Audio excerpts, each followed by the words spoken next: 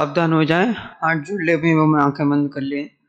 ओम नमः सिद्धेभ्य नमो अरिहंताणं नमो सिद्धाणं नमो आयर्याणं नमो वज्रायाणं नमो लोहे सवसाहुणम्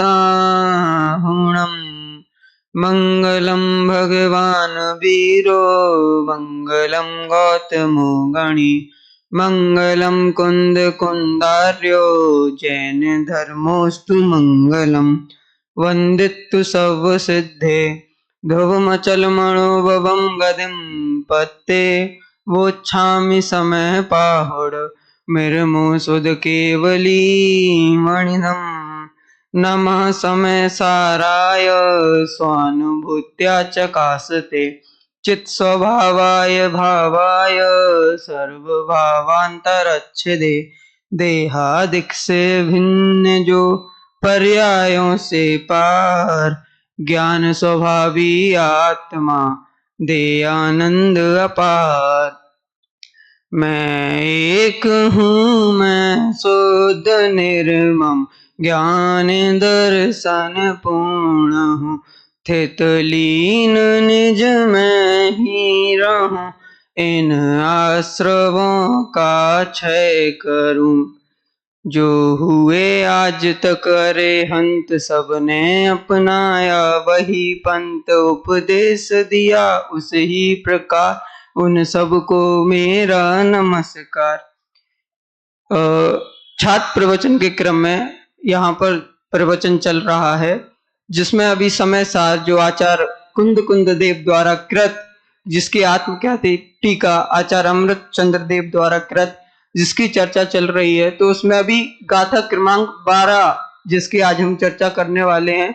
तो आपने देखा होगा मैंने मंगलाचरण में 2 मंगलाचरण लिए।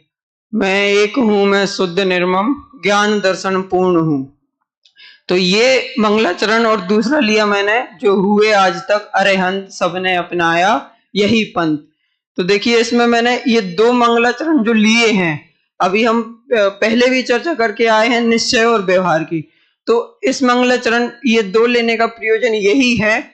देखिए आप जो इसमें बताया है, क्या बताया है कि जो हुए आज तक अरिहंत, अभी तक जो भी अरहंत बने हैं, जिन्होंने अभी अरहंत पद प्राप्त किया है, उन्होंने यही पंथ अपनाया है, यही मार्ग पर चले हैं। तो वह मार्ग कैसा है, वह मार्ग को कौन बताता है, तो उस वह मार्ग को व्यवहार बताता है। और मैं एक हूं, मैं शुद्ध हूं, मैं निर्मम हूं, तो ऐसा हम कब जानेंगे, जब हम निश्चय से अपने आप में श्रद्धान करेंगे, स्वयं को जानेंगे। तो अभी आगे बढ़ते हुए जैसा कि 12 नंबर की गाथा की उत्थानिका दी गई है, तो उत्थानिका में क्या लिखा है कि आप मतलब कौन जीव किसको व्यवहार का पालन करना चाहिए और किसको निश्चय में स्थित होना चाहिए। तो इसके लिए सर्वप्रथम हम गाथा का पाठ करते हैं, फिर उसका पद्यानुवाद का पाठ करेंगे। शुद्धो शुद्धा देशो राधव परम भाव दर्शी व्यवहार दिशता पुण्य जे दु अपर में ठिद्दा भावे। इसका पद्यानुवाद का पाठ करते हैं। परम भाव को जो प्राप्त है वे शुद्ध नए ज्ञातव्य, जो रहे अपरम भाव में व्यवहार से उपदिष्ट है। तो देखिए इस गाथा में क्या बताया है कि जो परम भाव को प्राप्त है वह शुद्ध नए से ज्ञातव्य हैं, अर्थात शुद्ध नए को जानने वाले हैं। तो शुद्ध नए को कैसे जानेंगे, तो पहले उन्होंने अगली पंक्ति में जो अपरम भाव में है वह व्यवहार नए से उपदिष्ट है। तो अगर हमें शुद्ध नए को प्राप्त करना है तो सबसे पहले हमें क्रमशः आगे बढ़ना पड़ेगा। किस प्रकार क्रमशः आगे बढ़ना पड़ेगा, तो इसकी टीका में भी वह आचार्य ने बात बताई है कि जैसे सोना होता है उसको 16 ताप दी जाती हैं, अर्थात उसकी शुद्धि के लिए पहले जो सोना प्राप्त होता है, तो वो प्राप्त सोना कैसा होता है, वह सोना मिट्टी के साथ हमें प्राप्त होता है, मिट्टी लगा हुआ सोना प्राप्त होता है। फिर उसको 16 ताप देते देते देते ऐसे शुद्धि करते करते 16वें ताप पे जब वह आता है अर्थात वह शुद्ध भाव को प्राप्त होता है। इसकी विशेष चर्चा टीका में आएगी, तो यथा समय उसको पढ़ते हुए वहां करेंगे। तो इसकी टीका प्रारंभ करते हैं। पहले हम गाथा का जो अर्थ दिया है वह पढ़ लेते हैं। जो शुद्ध नय तक पहुंचकर श्रद्धावान हुए तथा पूर्ण ज्ञान चारित्रवान हो गए हैं, उन्हें शुद्धात्मा का उपदेश करने वाला शुद्ध नय जानने योग्य है। क्या कि जो शुद्ध नय तक पहुंचकर श्रद्धावान अर्थात आत्मा की श्रद्धा कर ली है, ज्ञान और चारित्र वह भी पूर्ण प्राप्त कर लिया है, उन्हें शुद्धात्मा का उपदेश करने वाला शुद्ध नय जानने योग्य है। शुद्ध नय अपनाने योग्य नहीं है, जानने योग्य है।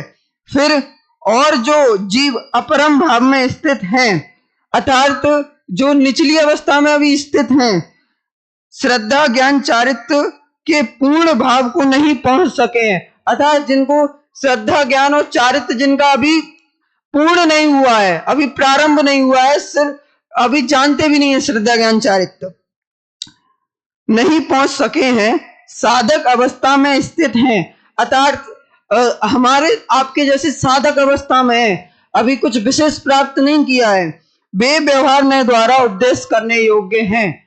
किस प्रकार? तो देखिए मुनिराज, आप मुनिराजों को देखते हैं जब वह अपने आत्मा का ध्यान करते हैं अर्थात 7वें गुण स्थान में होते हैं, तब वह आपको व्यवहार की क्रिया करते नहीं देखेंगे। क्या क्रिया? ना शास्त्र आदि पढ़ेंगे, ना पूजन आदि करेंगे। पूजन आदि भी वह भाव पूजन करते हैं, द्रव्य नहीं। तो इस प्रकार की व्यवहार क्रिया करते नहीं दिखेंगे जब वह आत्मज्ञान में आत्म ध्यान में लीन होंगे। और जब वह 6वें गुण स्थान में आएंगे अर्थात तो फिर उन्हें शुद्ध भाव को प्राप्त करने के लिए क्या करना पड़ेगा कि शुभ भाव से निकलकर शुद्ध भाव में जाना। तो वह शुभ भाव की क्रिया करेंगे, जैसे उपदेश आदि देंगे, ग्रंथ आदि लिखेंगे। ये वह जब आत्मा का ज्ञान करते हैं, जब आत्मज्ञान में लीन रहते हैं तब नहीं करते हैं। ये जब वह 6वें गुण स्थान में आते हैं, अपरम भाव में आते हैं, तब यह करते हैं। जब परम भाव में रहते हैं तब तो एकमात्र एक ज्ञायक का वह चिंतन करते हैं। अब इसकी जो आचार्य अमृत चंद्र द्वारा लिखित आत्मख्याति टीका है उसको पढ़ते हैं।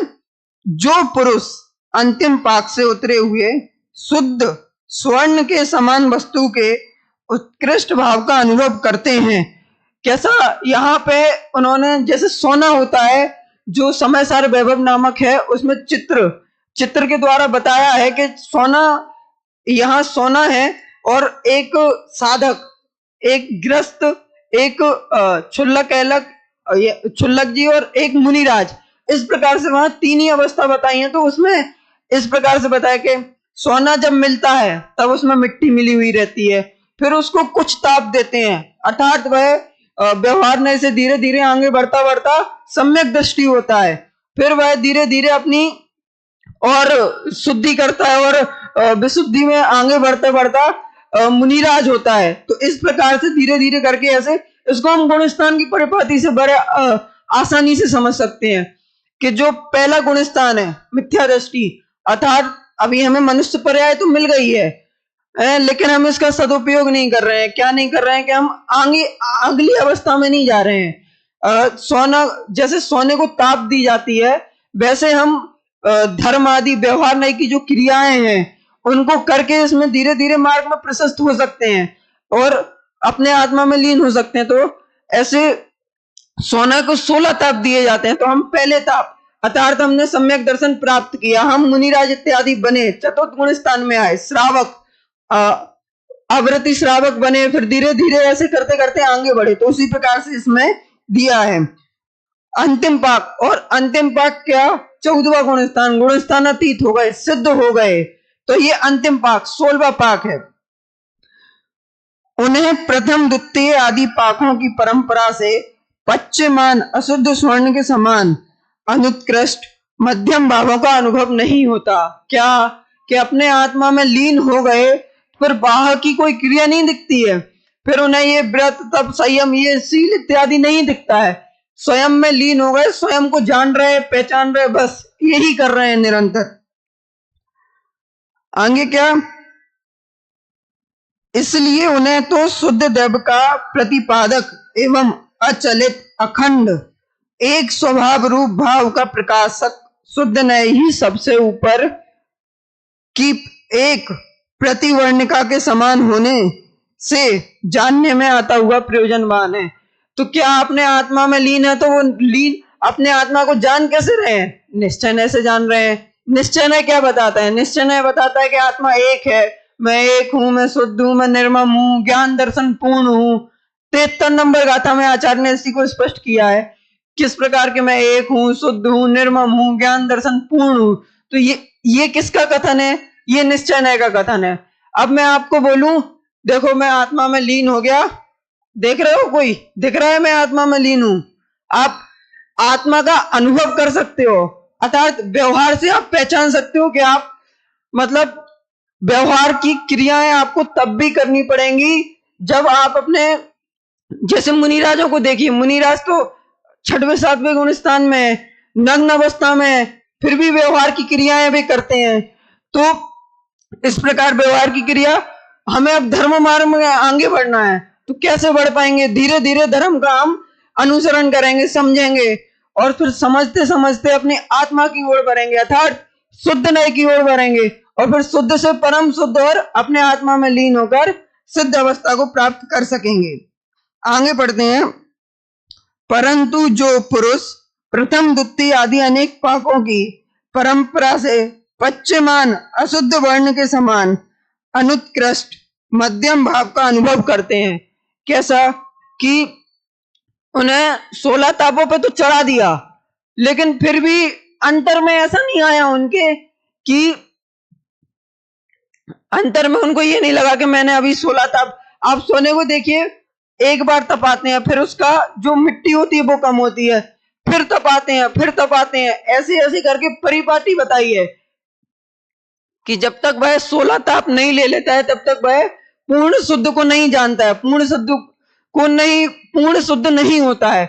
उसी प्रकार जब तक आत्मा का श्रद्धान नहीं होता है तब तक यह जीव पूर्णता, यहाँ एक देश बात नहीं चल रही है, पूर्णता की अपेक्षा से बात चल रही है, परम शुद्ध निश्चय है,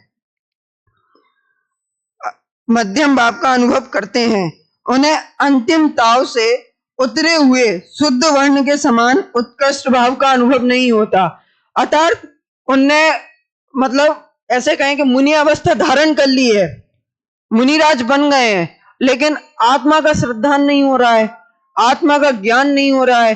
तो व्यवहार में तो क्रिया में तो वो दिख रहे हैं कि उत्कृष्ट है, लेकिन निश्चय से जो आत्मा का श्रद्धान है वो अभी नहीं हुआ। तो अंतिम ताप, अगर हम क्रिया अपेक्षा व्यवहार अपेक्षा देखें तो अंतिम ताप तक आ गए हैं, मुनिराज बन गए हैं, लेकिन क्रिया में क्रिया से बने हैं और यहाँ भावों से नहीं, मतलब श्रद्धान नहीं हुआ, इसलिए उन्हें अशुद्ध द्रव्य का प्रतिपादक एवं भिन्न भिन्न एक एक भाव स्वरूप अनेक भावों का प्रकाशक व्यवहार नए विचित्र अनेक वर्णमालाओं के समान होने से जानने में आता है और उस काल में उन्हें वो प्रयोजनवान है।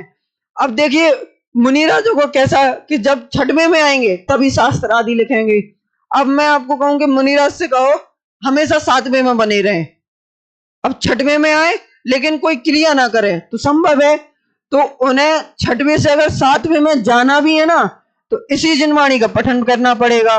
और जिनवाणी का पठन पाठन ये किसकी क्रिया है? ये व्यवहार की क्रिया है। तो अगर जिनवाणी का पठन पाठन समझना है तो ये समझ के फिर हम शुद्ध नय को प्राप्त कर पाएंगे।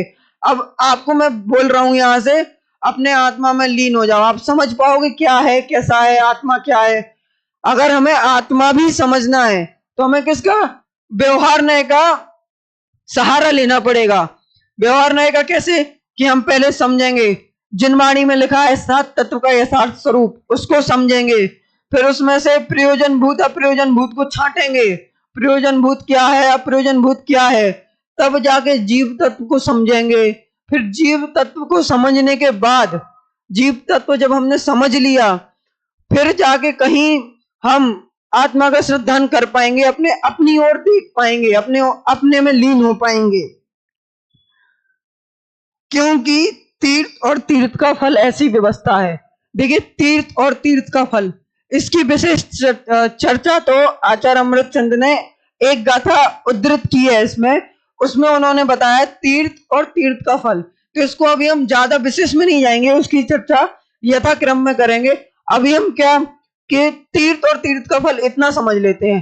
तीर्थ अर्थात क्या? तीर्थ आप देखते हैं, हम इसको दो तरीके से समझ सकते हैं। तीर्थ हम जितना देखते हैं हमारे तीर्थ क्षेत्र, शिखर जी, गिरनार जी, पावापुरी, ये हमारे तीर्थ क्षेत्र हैं, तो हम इसको समझ सकते हैं। दूसरा, तीर्थ को हम उपदेश से समझ सकते हैं। अब देखिए, जितनी भी हमारी जिनवाणी है, जो भी जिनवाणी है, वह क्या है? व्यवहार नय से है, अर्थात वह क्या हुई? वह तीर्थ हुई। और किसकी वाणी है? जिन्होंने व्यवहार नय से निश्चय, परम शुद्ध निश्चय नय को प्राप्त करके पक्षातिक्रांत हुए हैं, अर्थात नयों को छोड़ के अपने आत्मा में लीन हुए, पक्षातिक्रांत होकर सिद्ध अवस्था को प्राप्त किया है जिन्होंने। अर्थात तीर्थंकर देव की वाणी, अरहंत देव की वाणी वही जिनवाणी है। तो वह जिनवाणी काहे में आई? तीर्थ में आई। क्यों? क्योंकि वह उपदेश है। वह हमारे लिए क्या है? वह हमारे लिए हमारे आत्मा के नियर, आत्मा के पास, आत्मा से संबंधित जानने में आता है। और उस आत्मा को जब हम जानेंगे समझेंगे तभी उसमें लीन हो पाएंगे। तो ये सब जानना समझना कहाँ? व्यवहार से है। तो तीर्थ हुआ, और उस तीर्थ का फल क्या है? तीर्थ का फल है सिद्ध अवस्था, मोक्ष। मोक्ष कैसे? कि हम जाने, क्रमशः आगे बढ़ते रहे, आगे बढ़ते रहे, और जानते जानते अपने आत्मा में। अब देखिए, इसको आप परम भाव और परम भाव को श्रद्धा की अपेक्षा देखें तो कैसे देख सकते हैं? आप परम भाव मतलब जिसमें परम भाव नहीं है, अर्थात मिथ्या दृष्टि। और हम इसको देखें परम भाव। परम भाव मतलब अपना एक शुद्ध आत्मा को जानना, पहचानना और निरंतर उसमें लगे रहना, शुद्ध भाव। तो ये हो गया परम भाव। परम भाव में जो स्थित हुआ उसको व्यवहार का सहारा लेने की आवश्यकता नहीं है जब तक परम भाव में है। जब परम भाव से वह निकला, अर्थात जैसे मुनिराज 7वें से 6वें गुण स्थान में आए, जब 6वें में आए तो उनको व्यवहार की आवश्यकता है वापस 7वें में जाने के लिए। उसी प्रकार हमें भी अगर सम्यक दर्शन करना, सम्यक दर्शन करने के लिए क्या करना? कि व्यवहार का सहारा लेना, जिनवाणी का पठन करना, अध्ययन करना, और जो प्रवचन आदि होते हैं उनको सुनना, जो उपदेश होता है, जो जिनवाणी होती है उसको बांचना, प्रचना आदि आदि प्रकार से हमें व्यवहार नय से ही मतलब धीरे धीरे करके ऊपर बढ़ते जाना। चौथा गुण स्थान, 5वां गुण स्थान, सीधा 6वां गुण स्थान, तो ऐसे क्रमशः आगे बढ़ना। और इसी प्रकार इसमें आगे जो गाथा है उसका आज अपन केवल अर्थ पढ़ते हैं, और उसको सिर्फ समझने की दृष्टि से ऊपर ऊपर से उसका सामान्य अर्थ, जो सरल अर्थ है, वह पढ़ के समझते हैं। उसकी विशेष चर्चा फिर कल करेंगे। तो उसका अर्थ अकेला अभी अपन पढ़ते हैं। यदि जिन मत का प्रवर्तन करना चाहते हो तो व्यवहार और निश्चय नय दोनों में से एक को भी मत छोड़ो। किस प्रकार? अगर व्यवहार को छोड़ दोगे तो जिनवाणी का पठन पाठन सुनना छोड़ दोगे। जिनवाणी का पठन पाठन सुनना छोड़ा आपने तो फिर आप शुद्ध भाव तक नहीं पहुंच पाओगे। और अगर आप सिर्फ जिनवाणी का पठन पाठन ही करते रहे, आत्मा को नहीं पहचाना, सिर्फ पठन पाठन पढ़ा पढ़ाया, समझा नहीं, श्रद्धा नहीं किया, सिर्फ ज्ञान ज्ञान ज्ञान किया, तो अभी नहीं। तो शुद्ध नय मतलब निश्चय नय, दोनों में से एक नय को नहीं छोड़ सकते। हमें श्रद्धान करना है निश्चय नय का, और जो क्रिया है वो क्रिया किसकी करनी है? व्यवहार नय की, क्योंकि उसी क्रिया के जरिए निश्चय नय को हम पुष्ट कर पाएंगे। जिसका श्रद्धान किया है आत्मा का, निश्चय नय जो प्रतिपादित करता है उसका तो श्रद्धान करना है, और व्यवहार नय जो प्रतिपादित करता है उसका हमको श्रद्धान नहीं करना है, उससे जानना है। उससे जानते जानते अपने निश्चय नय को, अर्थात अपने निश्चय नय से जाने हुए एक द्रव्य आत्मा को पुष्ट करना है, उसी में लीन होना है। आगे क्या लिखते हैं? क्योंकि व्यवहार नय बिना तीर्थ का एवं निश्चय नय बिना तत्व का नाश हो जाएगा। किस प्रकार? अगर हम तीर्थ तीर्थ करते रहेंगे, अर्थात उपदेश उपदेश सुनते रहेंगे, सिर्फ सुनेंगे, और सुन के सुना, यहां से सुना, यहां से निकाला, लेकिन उसको जाना नहीं, समझा नहीं, श्रद्धा नहीं किया, तत्व को हम भूल गए। अब इसी जिनवाणी को पढ़ के, समय सार जी को ही पढ़ के स्वच्छंद भी हुआ जा सकता है, और इसी को पढ़ के अध्यात्म का ग्रंथ है, इसको पढ़ के स्वच्छंद भी हो सकते हैं। अब इसमें कहते हैं मैं एक, इसी में कर्ता कर्म का आगे आता है, तो उसमें बताते हैं कि कर्म मेरा करते हैं, फिर कहते हैं मैं किसी का करता हूं, तो वहां आगे चल के निषेध कर दिया जाता है। अब मैं कहूं कि जब मैं कुछ कर ही नहीं सकता, मैं तो ऐसे हाथ में हाथ धरे बैठा हूं, अब यहां से आवाज आपको कहां से आएगी, प्रवचन कहां से होंगे? अगर मैं इसको एक देश ले लूं, मतलब इसी से स्वच्छंद भी हो सकते हैं। और अगर मैं इसके नयों को नहीं समझू, इसमें कुछ बातें व्यवहार से भी हैं, कुछ निश्चय से भी हैं। अब मैं इसको व्यवहार से समझ लूं तो आत्मा का सत्तान नहीं होगा, और निश्चय से समझ लूं मतलब स्वच्छंद हो जाऊं, तो फिर ये समझ में ही नहीं आएगा। स्वच्छंद होके वापस जो मिथ्या दृष्टि थे वैसे ही मिथ्या दृष्टि रह जाएंगे। तो हमें दोनों नयों को बैलेंस, इससे समझना है, इसको समझना है, इससे इसको समझ के इसमें लीन हुए तो ही हम आगे की जो गति है उसे प्राप्त कर पाएंगे। आगे क्या, इसी की विशेष चर्चा आगे की गई है, तो जिसकी चर्चा अपन कल करेंगे। अभी एक बार गाथा और पद्यानुवाद का पाठ करते हुए अभी का वक्तव्य यहीं समाप्त करेंगे। सभी एक साथ गाथा बोलेंगे। शुद्धो शुद्धादेशो णादब्बो परम भाव दर्शिहिं व्यवहारे दिशदा पुण्य जेदु अपरमे ठेदा भावे। पद्यानुवाद पढ़ते हैं। परम भाव को जो प्राप्त है वे शुद्ध नए ज्ञातव्य, जो रहे परम भाव में व्यवहार से उपदिष्ट हैं।